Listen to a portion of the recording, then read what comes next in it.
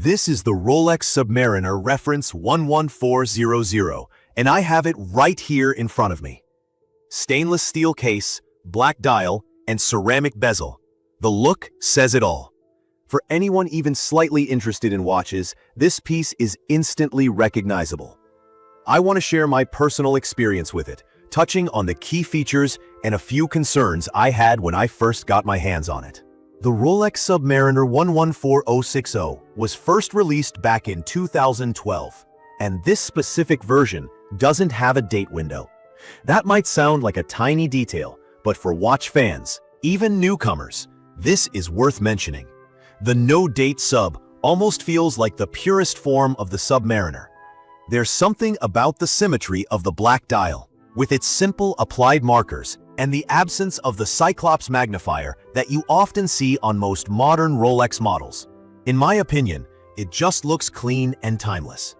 When I first saw the specs, 40mm case diameter, stainless steel bracelet, ceramic bezel, and a bit of extra weight compared to older models, I was honestly a little concerned it might feel pretty big or heavy on my wrist. It's not a small watch, and with the super case design, the lugs are noticeably broader than what you find on vintage models. But putting it on for the first time, those worries faded fast. It felt solid, but not overwhelming. The case sits comfortably, and the weight just gives it a reassuring presence. I think if you like knowing you have something substantial on your wrist, this will be perfect for you. The bracelet is another highlight. Oystersteel feels cool right away, and the fit is made even better by the glide lock clasp. For anyone new to Rolex, this little system lets you adjust the bracelet in tiny increments just by sliding a hidden section in the clasp. No tools or pins required. From my experience, it's super convenient, especially during a long day when your wrist might swell or shrink. Sometimes my wrist gets a little bigger after exercise or late in the afternoon, and being able to make it more comfortable in seconds is just awesome. Looking at the dial and bezel, the details really stand out. The black ceramic bezel insert, which Rolex calls Cerachrome, is nearly impossible to scratch or fade. That's a big step up from the aluminum bezels I used to see. These older ones picked up scratches all the time.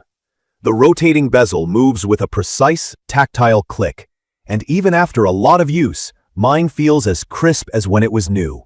The markers and hands are larger than older subs. This maxi dial layout means more surface area for the glow-in-the-dark chromalite lume. It glows blue in the dark, and in my experience, it makes reading the time at night or underwater completely effortless. Speaking of which, it's rated for 300 meters water resistance. I rarely ever swim that deep, but there's definitely some peace of mind knowing it'll handle anything I throw at it. Getting into the movement a bit, the Submariner 114060 uses the Rolex caliber 3130, automatic, self-winding, COSC-certified chronometer, and with a 48-hour power reserve. Now, if you're new to watch terms, COSC is basically Swiss testing for accuracy, and a chronometer passes those strict tests.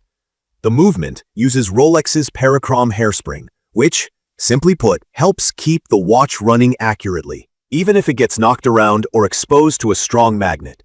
Over my months of daily wear, it's kept amazing time. Honestly, rarely off by more than a few seconds over a week. A lot of folks worry about maintaining a mechanical watch, but from my experience, this Submariner is easy to live with. Regularly wiping it down with a microfiber cloth keeps it looking sharp, and the ceramic bezel shrugs off scratches surprisingly well. If you're the kind of person who's careful, it'll look new for years. If you're a little rougher, it can definitely take it. I've bumped it on doors more times than I care to admit, but there's never been a mark or a complaint. On wrist, the shape and feel are exactly what I hoped for. The case has that classic Submariner silhouette, unmistakable, sporty, but sophisticated. Sometimes I wear it with a t-shirt, sometimes with a button-up shirt, and it never looks out of place. For anyone debating if a dive watch makes sense outside the pool or ocean, I'd recommend this for everything from desk work to a weekend hike. It's versatile and easy to dress up or down. Now, let me touch on a couple of drawbacks to keep things honest. The main one is the size and shape. Those chunkier lugs may not please everyone, especially if you love the sleeker, thinner profiles of the vintage Submariners. The bracelet and clasp, while ultra comfortable, do add a little more weight than older models. When I first wore it, I noticed the extra heft, but within a day, it just felt right. I even grew to appreciate the sturdiness.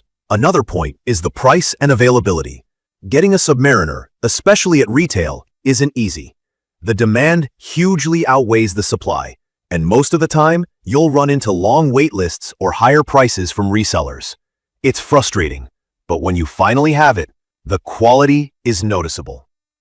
Talking about why the Submariner is so special, there's something about how all these elements come together that just feels right.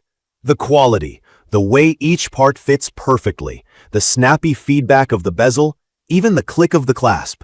There's just a satisfying feeling to all of it.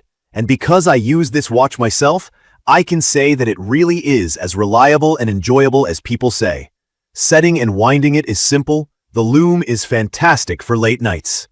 And I never have to worry about it handling a little water or a hard knock.